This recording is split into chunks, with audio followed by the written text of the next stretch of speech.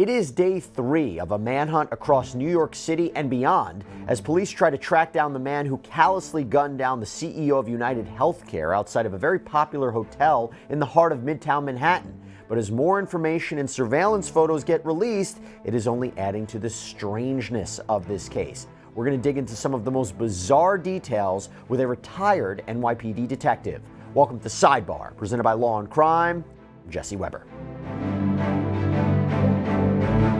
The search for the gunman who targeted the CEO of one of the largest healthcare insurers in the United States continued in New York City today, and now the investigation is stretching to more parts of the country. By now, you likely know what happened on Wednesday morning outside of the Hilton Hotel in Midtown Manhattan. At around 6:45 a.m., UnitedHealthcare CEO Thompson was walking towards the Hilton from his hotel across the street, arriving early for an investors conference that day. He had come in for the conference from Minnesota, where the healthcare insurer is based. And then surveillance video shows a man in a dark hooded jacket and face mask step out from behind a car and open fire on Thompson, shooting him multiple times. NYPD investigators say the video appears to show the shooter clearing what appears to be a jam from the firearm, but continues to shoot before making his way, or his escape, I should say, down an alleyway. And at some point, the suspect gets on an e-bike and he goes into Central Park. And Thompson was rushed to a hospital, but he died. And as of this recording on Friday afternoon, the shooter has not been identified publicly or taken into custody. But investigators are reportedly getting very close, or getting closer, I should say. So to talk about the latest developments and these strange details that are coming out of this case, I want to bring back onto the show retired NYPD detective Dave Sarni. Dave, so good to see you. Thanks so much for coming on to talk about this. So we talked on Wednesday after this happened. Has your analysis changed since then? Well, what you're looking at now, everything got broken down. And I always say this, it's a multifaceted investigation. You're talking about, we're still looking for him, but we're looking about what he did beforehand. And that's giving us a lot more detail. We have items that are up for DNA analysis and for ballistics, the shell casings, the water bottle. That's being analyzed. We're waiting for the results on that. What you're seeing now is eventually an identification to happen. The next part of that will be is, where is he? And it looks like, we see that he might have left and came from Atlanta for his bus in November. So now you're going to probably target down the southern areas of the United States. And what only that is, the analysis of the video, which has taken place from point A, from the point of the shooting backwards, has made a big difference in developing more information. Because the more information you get by the video, it gets you to those locations. You can interview people. They can give you more detail as to what this shooter said prior to the shooting. And if you're lucky, we'll find out where he was after the shooting. So that's, it's going to take some time. And that's the whole thing. It's not a show that's over. Let me ask you this. So you have this coordination between the NYPD, the Marshal Service, the FBI, who has tremendous resources to use, and in particular technological resources. A, we'll get into this. How quickly could they get results back, let's say on DNA testing? And B, will we, the public, know if there is a manhunt? Shouldn't we know as soon as they identify who that DNA belongs to and match it to, let's say it's the suspect or the person of interest identified in the photos? If they can say, we match the DNA, that's the person, should the public know immediately? When it comes to these type of cases, you want to keep some of the information close to the chest. And I think with this, you want to see if you could apprehend once the person is identified, you want to see if you could apprehend the individual as fast as possible without notifying. Once you lose sight of that chance of getting him immediately, then maybe you could to release that information about the identification. The reason being is you don't want to, in a sense, spook him, spook people who may be helping him out in this case. So in the beginning, you'll probably keep it tight, and then we'll release it. So I want to get into some more of these details, because we now know that police believe that this suspected gunman stayed at a New York hostel at Amsterdam and 103rd, uptown from where the shooting had happened. And detectives were at that hostel on Thursday, and they were doing interviews, they were checking surveillance, and Crime Stoppers released 2 new photos of potentially the alleged gunman, maybe just a person of interest, with this person pulling down his face mask and smiling in one of the pictures. Now, a woman who was working at the desk at the hostel reportedly told NYPD officers that she had been flirting with this man, and that is what led him to apparently lower his mask. And surveillance captured that, and police hope having shots of his face will help identify him and track his movements. So Dave, let me ask you, how important is it that we have this full face shot? And B, if this really is the suspected shooter, my gosh, if this is his undoing, flirting with the person in the hostel, I mean, my gosh, what do you make of that? Yeah. Everyone, when the original video came out, it seemed like a very professional type of shooting, almost like a professional hit. As we have, and as the detectives in the NYPD and everyone else has viewed video and doing this, you're seeing he's not as a professional. The clothes he wears, the backpack he has is very specific. It's been, the bag was identified. We know what kind of bag it is, the price of that bag. So things have broken down. The truth's going to come out. I mean, that's what it is. The benefit of that is police always emphasize on finding the mistakes and exploiting those mistakes. And that mistake of taking that mask down is extremely important. It helps us possibly with facial recognition, utilizing that ability. And not only that, we have somebody who's seen that face. Now, if that is the shooter, someone else has had contact with him prior to the shooting. And that's what we're looking to do, is seeing if somebody will call Crime Stoppers, say, yes, I did speak to that guy, and then they'll be able to interview him and see where it goes from there. Hey, by the way, before we go any further, I have to thank Morgan & Morgan for sponsoring today's Law&Crime YouTube takeover. Here's the truth. One of the most unpredictable things in life is if you get injured. That comes out of nowhere. And Morgan & Morgan, America's largest injury law firm, that may be who you want on your side, because you know what? Your case could be worth millions of dollars. Morgan & Morgan, they have over 1,000 attorneys. They have a proven track record of winning big. Recently, they secured verdicts of $12 million in Florida, $26 million in Philadelphia, $6.8 million in New York, all far exceeding insurance offers in these cases. And even if your case isn't worth 7 figures, why not start a claim and get the money you deserve? And starting a claim is so easy. It takes 8 clicks or less. It can be done right from your smartphone, and it's free unless you win. So if you're hurt, visit forthepeople.com/YouTube takeover or click the link in the description and pinned in the comments. You know, there is a lot of discussion online, though, right now, and to be clear about this, over whether the man in the hostel photographs is actually the same man who did the shooting. So let me talk about that. So almost immediately after the shooting, police released some very grainy photos of the shooter aiming at Thompson outside of the hotel, as well as a photo of him turning a corner on that e-bike that I mentioned. Now, at first, at a news conference, police said that the suspect was wearing tan clothing. The shooter appears to be a light-skinned male. He's wearing a light brown or cream-colored jacket, a black face mask, black and white sneakers, and a very distinctive gray backpack. Yeah, perhaps he misspoke, because if you look at the photos from the scene, it's pretty obvious that the gunman is wearing a dark colored jacket. And the NYPD also didn't clarify what was distinctive about that backpack, but internet sleuths have identified it as a backpack made by the company Peak Design that costs anywhere from $200 to $300. Police, they later released photos of the suspect from inside a 6th Avenue Starbucks, where he stopped before going to the hotel to wait. He purchases a bottle of water, he purchases some snacks, and in these photos, the suspect has his mask up over most of the lower part of his face. But this was the first time that we'd actually gotten a glimpse of what the alleged gunman looked like.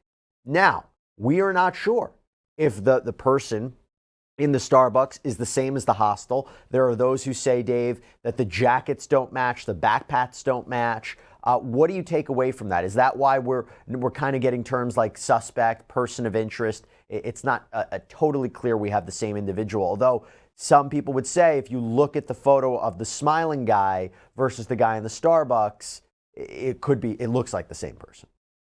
Yeah, that's the thing. Video surveillance and video cameras aren't always great. You have certain ones that are very, very fine. Some are very grainy. The shooting was a very grainy photo. Was a grainy video. So you're very limited in the coloring on that. And that's why you're doing this step-by-step timeline. And that's beneficial, because you're talking about in the early morning hours in New York, between 6 and 7 o'clock. Is there going to be someone who fits that description, who comes out of the subway, goes to the Starbucks, walks over to the Hilton, waiting for that person? that minimizes the chance that this person is misidentified. But coloring, I remember the first time the description came over, the description of the perp was inaccurate. And that happens because, again, people see what they see, and it's not always clear to them, especially when it's an eyewitness. That's why we get multiple eyewitnesses. We can't always depend on one part of the puzzle. That's why the detectives are going all the way through from beginning to end. And that's what we're looking, and that's what we always do. We want to make sure we get the right person. Do you find it weird that if this is the suspected shooter, that he stopped at a Starbucks? Was it to fuel up? Hey, I don't know when I'm going to have my next meal. Let me eat on the go. But again, what's interesting about that is apparently, allegedly, the investigators find this water bottle and a wrapper of the candy bar in this alleyway left behind for forensic testing, maybe on his, the one assumption is he dropped it on his way to go. But I find that weird to purchase those items, knowing you're going into a store where you could be seen, where you could be on the surveillance tape. Just a weird little dynamic of this. That this shows the lack of professionalism by the shooter. When we're talking about this, who would do this? It's not normal to want to conduct a shooting like you do and have and eat and have a drink. So either he's very confident in what he's doing, or he just didn't realize how sloppy that was. It adds to the investigation. That mistake is very important to this whole investigation as to what he did, because not only are shell casings left, but now you have forensic evidence that's left. So that's beneficial to the police. We look for those mistakes. Yeah, and let me clarify a little bit about the jacket and the backpack. So the jacket and the backpack that this man is wearing at what appears to be the Starbucks seems to be the same jacket and backpack at the scene of the crime. But on Thursday, when Crime Stoppers released photos of who they identified as a person of interest from inside the hostel where this person was staying, people online pointed out that the appearance is different. Because in these photos, the man appears to be wearing a green jacket. It's still a darker color, but not black or dark gray like it appeared in the security camera shots. And the jacket in the hostel photo also appears to have these prominent front pockets, while you can't really see anything like that on the darker jacket in the Starbucks shot. So it's possible, could be the same person, but different jackets. Could be maybe the lighting is just not accurate, and the shots, as we were talking about, are a bit grainy.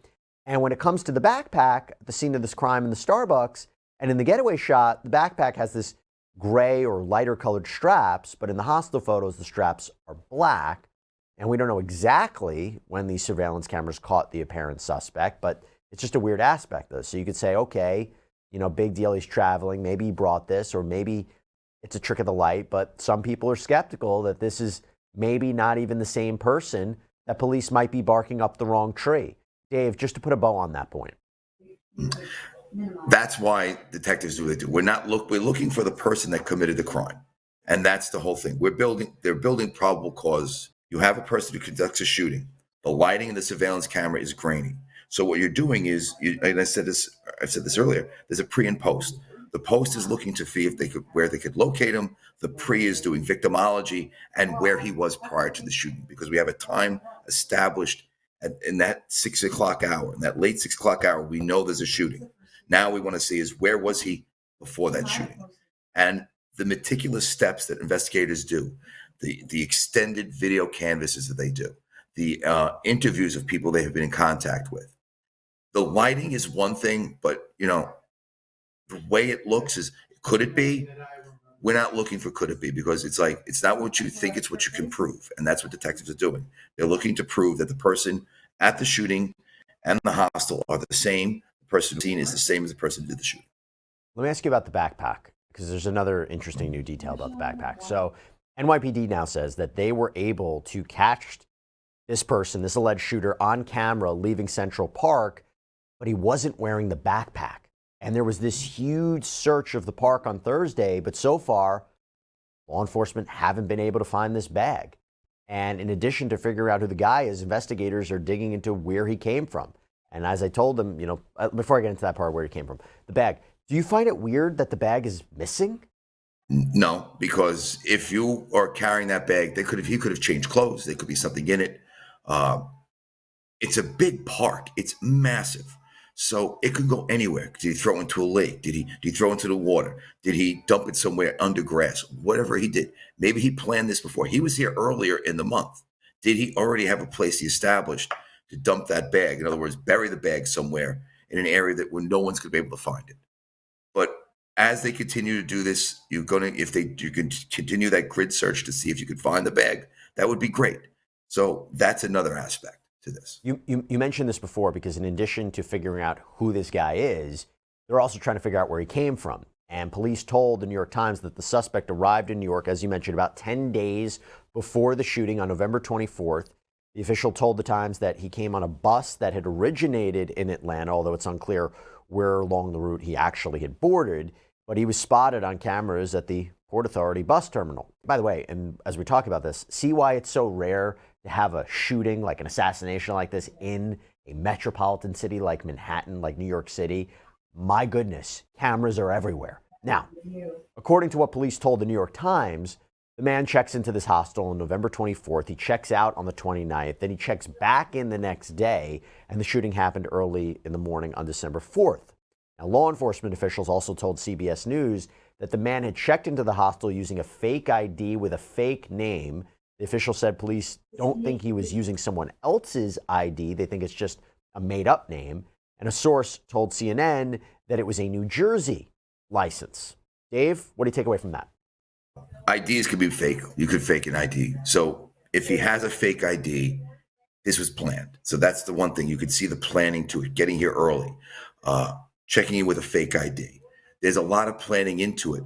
But if you're here for an extended period of time and you have money, how much cash could you live off of in New York City within that extended time frame? Apparently he paid the Starbucks with cash. Cash runs out. Was there cash in the bag? We don't really know. We know he's probably fled New York. That's one thing we do is like, but eventually something is going to happen where a credit card has to be used. You can't have enough cash unless, let's say, there's someone assisting. There's someone who's with him on this, who's helping him out. Given the fact that there was a phone call made by the shooter prior to the shooting. So is there someone else involved? Because if you have cash, you're going to run out of cash and you have to use your credit card. And somewhere along the line, it's hard to stay off the grid. How did he stay off the grid? He had cash, but now he's gone. Where is he, and who could he be with? Who could be with at this time? That's what I want to get into now. So there's a bunch of other aspects to this. Do you think he had help? Proficient shooter, planned ideas. It's hard to continue that without some sort of assistance or some sort of help, in a sense, to kind of, because usually people, when they involve themselves in types of shootings, and the showcasing's there with deny to fund on that, creating an ideology or creating an anger. Someone sometimes has to support that. Because someone doesn't really always go off by themselves. Okay, the lone gunman. Something had to get him to the point where saying, "Today's the day. I'm going to do this." He planned this. Oh, this has been planned a long time. He comes here. He sits he's in front of around the hotel area. Waits for the victim to show. If I may, let me just jump in. The reason I ask you that, more than just helping with the ideology of this, he knows exactly where Thompson is going to be at precisely that time.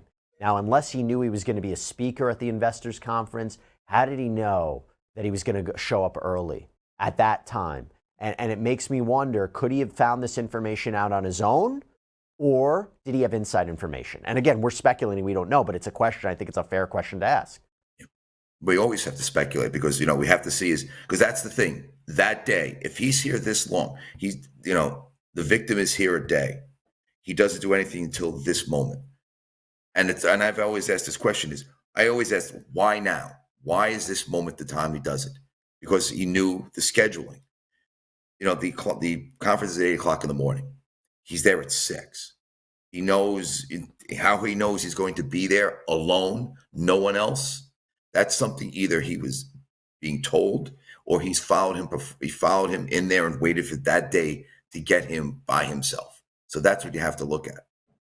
And I want you to keep that in mind because investigators have recovered a cell phone that might have belonged to the suspect. And reporting from CBS says they have footage of this person, this suspect, talking on the cell phone at 6:30 a.m. So what is that, 15 minutes before the shooting? Now, could he be just having a regular conversation, or could he be speaking with somebody about Thompson? Yeah, that's the million dollar question as far as that conversation on the phone. And that phone is pertinent to find out who was called, what the numbers were called. And detectives are doing, or that phone is getting opened up. They're going to do their forensics on that phone. But that's a question you have to look at. This is not, is this a solo gunman that talks to someone on the phone? Is that a girlfriend? Is it a family member? Is it a loved one? Or is it someone on the other line who is telling him this is what's going on? Yeah. And that's the question you have to ask. And going back, the surveillance video shows the suspect walking out of the Midtown subway station at around 6:15 a.m. on that Wednesday. This is a half hour before the shooting. As we mentioned, he stops at the Starbucks, where NYPD says, again, he paid with cash. And aside from, later talking on the cell phone, investigators have also said they have collected some sort of evidence that could provide DNA. They haven't said exactly where it's from, what it's from. If that's the case, how quickly can they, analyze that DNA? And, is that going to be a clear-cut match to who they're looking for? This is the thing about DNA. DNA is very good. It's a very accurate way of identifying someone, but they have to be in the system in order to be able to identify it. That's a very important aspect to it, because we'll have DNA. We may have a DNA match from location to location, but a DNA hit is where you have a person identified. So the one thing is his DNA available and accessible? Does the law enforcement have a sample of his DNA prior? There are ways of also analyzing it. There's familial DNA and nuclear DNA the science has gotten better. But we have to make sure when we get that DNA, we have something. Yeah. Because, we have a definitive person, but we may not have an absolute hit. In other words, we have the DNA and it belongs to Mr. X or Mr. Y or Mrs. X or Mrs. Y. There's also this other bizarre twist in the case, because police in Minnesota, they were called out to two homes that were owned by the Thompson family the same day as the shooting, and they were called out for a bomb threat. Now, police say that the family was unfortunately a victim of swatting. According to the Minnesota Star Tribune, the police had got a report of a bomb targeting the two houses at around 7 p.m. on Wednesday. And Brian Thompson had owned one of the homes. His wife, Paulette Thompson, had owned the other. They were only about a half mile apart from each other in Maple Grove, Minnesota. This is outside of Minneapolis. And according to a statement from police, no devices or suspicious items were located during the investigation. The case is considered an active investigation, while the incident appears to be a hoax. That's a really unfortunate situation.